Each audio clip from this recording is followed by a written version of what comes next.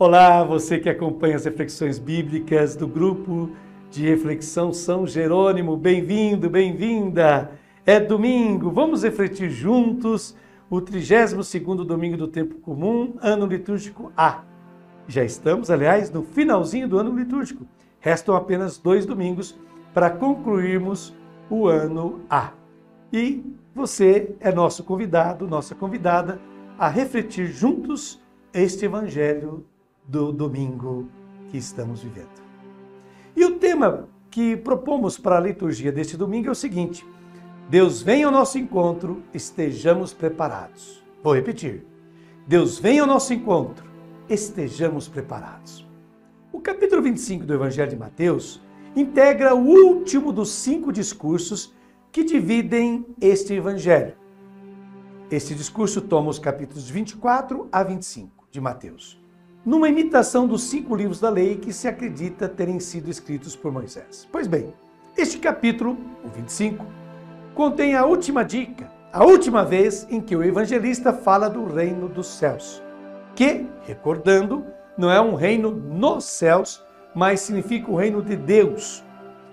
E o evangelista o faz reconectando esse discurso sobre o reino dos céus com aquela parábola no final do Sermão da Montanha, lá em Mateus capítulo 7, versículos de 21 a 23.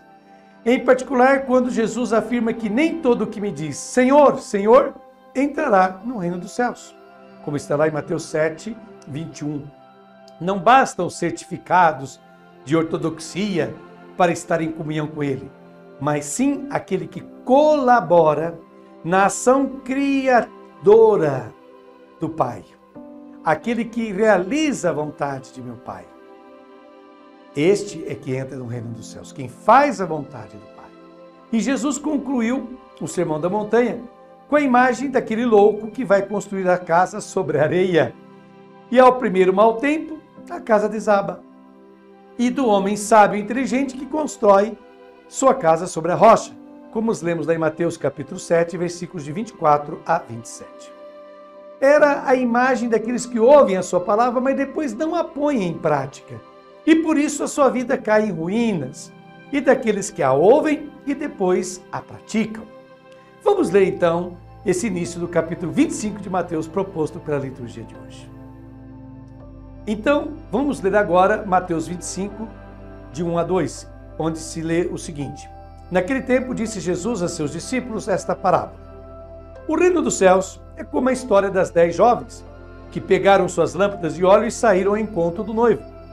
5 delas eram imprevidentes, e as outras 5 eram previdentes. Essa passagem começa no grego, no original, com um advérbio então, que em grego é tote. O evangelista se conecta à vinda do Senhor em suas manifestações na história humana, o reino dos céus, que significa a sociedade alternativa que Jesus veio criar. E diz que esse reino será como 10 virgens. Virgens aqui significa moças ainda solteiras, portanto em idade de se casar, que pegaram as suas lâmpadas de óleo. Por lâmpadas não devemos entender aquelas de uso doméstico, mas aqui estamos falando de tochas, como vocês veem nessa imagem ao fundo, né? Vocês estão vendo no desenho as moças segurando tochas, era assim mesmo, né? São tochas. E saíram ao encontro do noivo. O noivo é a imagem de Deus. O noivo é Deus. Aliás, desde o profeta Oséias, no Antigo Testamento em diante, era ele o noivo e seu povo a noiva. E tínhamos 5 delas que eram insensatas, literalmente loucas. E aqui o evangelista usa o mesmo termo que Jesus proíbe de ser usado em sua comunidade. Ele diz: quem chama seu irmão de louco, como está lá em Mateus 5, 22c, e este termo foi usado justamente na conclusão do discurso da montanha, para o louco que vai construir sua casa sobre a areia e vai à ruína. Então, veja como que esta parábola de Mateus 25 se conecta com o final do Sermão da Montanha. E havia também 5 moças sábias. Sábias como o homem que constrói sobre a rocha. Mais um paralelo, como vocês percebem. É o Evangelho dialogando consigo mesmo. Vamos ver agora, vai aparecer na sua tela, os versículos de 3 a 5 de Mateus 25. As imprevidentes pegaram as suas lâmpadas, mas não levaram óleo consigo. As previdentes, porém, levaram vasilhas com óleo, junto com as lâmpadas. O noivo estava demorando, e todas elas acabaram cochilando e dormindo. Bom, vamos então ver aqui o comentário desse texto agora. O tema dessa passagem do Evangelho não é o da vigilância, porque todas as moças adormecem na parábola.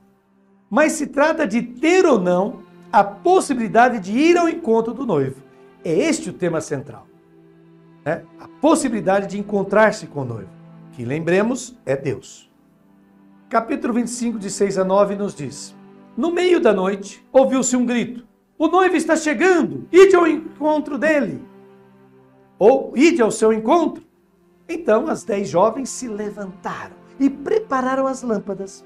As imprevidentes disseram às previdentes: Dai-nos um pouco de óleo, porque nossas lâmpadas estão se apagando. As previdentes responderam: De modo algum, porque o óleo pode ser insuficiente para nós e para vós.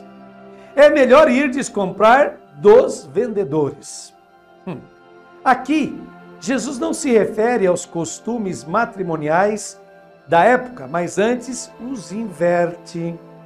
Porque não eram as moças que iam ao encontro do noivo, mas era a noiva que, acompanhada das amigas, entrava na casa do noivo. Era assim no passado, naquele tempo de Cristo. E por que essa diversidade aqui nesta parábola? Apenas para atrair a atenção daqueles que ouvem. É uma forma que o evangelista usa para chamar a atenção das pessoas. A resposta negativa das moças sábias pode parecer estranha agora, mas agem racionalmente. Porque é melhor ter algumas com lâmpadas para receber o noivo do que muitas, porém no escuro. Então, esse óleo representa algo que todos podem ter, mas que não pode ser emprestado. E entenderemos isso mais adiante. Pois bem, vejamos agora o versículo 10 do capítulo 25 de Mateus, que diz o seguinte: Enquanto elas foram comprar óleo, o noivo chegou. E as que estavam preparadas entraram com ele para a festa de casamento, e a porta se fechou. O evangelista dá-nos a imagem do encontro nupcial. A vida do crente não é feita, sabe-se lá, de quantos sacrifícios dolorosos, mas é um crescendo de alegria na relação com o noivo. É assim que é a vida cristã. Disse: as virgens que estavam preparadas entraram com ele para as bodas, e a porta foi fechada. Essa também é outra incoerência, porque no matrimônio daquela época, nas núpcias, todo o povoado era convidado e as portas não eram fechadas. Porém, o evangelista enfatiza precisamente essas esquisitices para atrair a atenção dos ouvintes, como já dissemos. E de fato ele se refere ao que Jesus havia expressado no final do sermão na montanha. Prossigamos, lendo agora Mateus, versículos de 11 a 12. Por fim, chegaram também as outras jovens e disseram: Senhor, Senhor, abre-nos a porta. Ele, porém, respondeu: Em verdade eu vos digo, não vos conheço. Ocorre aqui exatamente como aqueles que gritaram Senhor, Senhor, em Mateus capítulo 7, 21, no final do Sermão da Montanha. E o Senhor disse que não lhes conhecia. Jamais vos conheci. Afastai-vos de mim, vós que praticais a iniquidade. Como está lá em Mateus capítulo 7, versículo 23. Esses que praticam iniquidade, literalmente está escrito construtores do nada. Aqueles que não fazem nada pelo reino de Deus. Então não basta acreditar. Atenção, gente. Não basta acreditar, não basta crer. Não basta um certificado de ortodoxia, ou seja, de cumprimento rígido da doutrina. Não basta a fidelidade à doutrina. O Senhor pede-nos que sejamos colaboradores na sua ação criadora. E a ação criadora de Deus se faz comunicando a vida. Essa é a imagem deste óleo. No Evangelho, sempre no Evangelho de Mateus, Jesus dirá, abre aspas, assim também brilha a vossa luz diante dos homens, para que vejam as vossas obras e glorifiquem o vosso Pai que está nos céus. Como está lá em Mateus capítulo 5, versículo 16. Aqui está esta luz. Este óleo que ilumina são as boas obras. E não se pode emprestar boas obras a outro. Ou as boas obras existem ou não existem em nós. E assim o noivo aqui responde exatamente como Jesus fez aos que praticam a iniquidade, ou seja, os que não constroem nada. Em verdade, eu vos digo, não vos conheço. É o que ele fala para essas 5 moças imprevidentes. Jesus, o Senhor, não conhece aqueles que têm com ele uma relação baseada na ortodoxia, na doutrina, em certificados de fidelidade, mas sim aqueles que traduzem esta ortodoxia, estes certificados de fidelidade, em atitudes plenamente humanas, atendendo às carências e às necessidades, aos sofrimentos das outras pessoas. Esses Jesus reconhece como os seus. Concluindo o evangelho de hoje, leiamos o versículo que já está aparecendo para você na tela, Mateus 25, versículo 13. Portanto, ficai vigiando, pois não sabeis qual será o dia nem a hora. Bom, depois vem esse convite final. Ficai vigiando. Aqui vigiar não significa ficar acordado à noite, porque na verdade todos estão dormindo. Quer dizer, as jovens todas dormem nessa parábola. Mas significa estar plenamente consciente, atento ao que acontece. Viver cada momento da própria vida ao máximo para poder colaborar na ação criadora do Senhor. Isso é a vigilância que Ele espera de nós. Bom, depois dessa belíssima reflexão que nos foi oferecida por Frei Alberto Maggi, faço eu as minhas considerações pessoais agora. E começo citando uma frase. Não vos façais de surdos ao escutar a voz de que chega o noivo, porque é uma voz realmente potente e esta está cheia de bondade. Não ordenou que a natureza dos homens fosse para ele, mas ele pessoalmente veio junto a nós. Essa frase é de São João Crisóstomo, do século V, bispo, teólogo e doutor da Igreja. Pois bem, neste domingo, inicia-se uma sequência de 3 parábolas narradas por Jesus no capítulo 25 de Mateus. Todas têm a mesma finalidade: preparar-nos para o encontro com Deus e com o final de tudo. Nos próximos 2 domingos serão proclamadas as 2 parábolas restantes, que serão a parábola dos talentos, Mateus 25, de 14 a 30, e aquela do juízo final, Mateus 25, 31 a 46. Como o Frei Maggi já frisou em seu comentário que acabamos de fazer, a questão central da parábola das virgens não é a vigilância.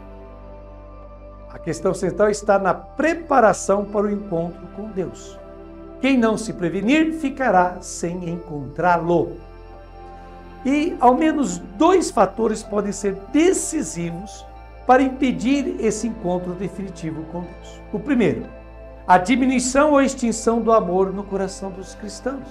Mateus já havia observado isso um pouco antes de narrar essa parábola, no capítulo 24, versículo 12 do seu evangelho.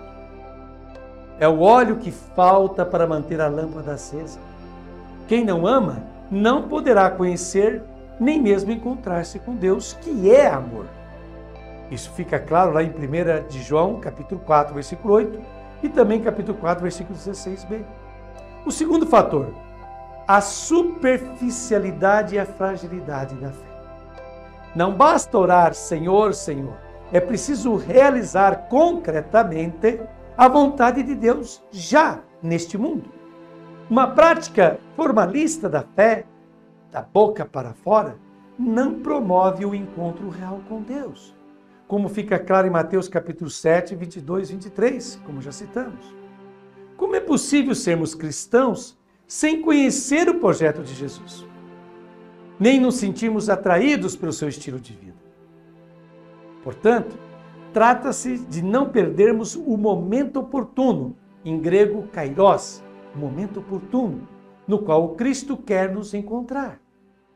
Se gastamos nossas energias naquilo que nos distrai e distancia do Evangelho, então perdemos essa ocasião fundamental em nossas vidas. Mais do que nunca, necessitamos de uma nova qualidade em nossa relação com Deus. Pois somente o Cristo pode renovar nossa vida e aquela de nossas comunidades. Porém, ao comparar esse encontro final com Deus ao de uma festa de casamento, Jesus está nos revelando que ser cristão, ser seu seguidor, é viver na alegria. Pois a fé e a esperança nos fazem sentir essa presença viva de Deus em nós.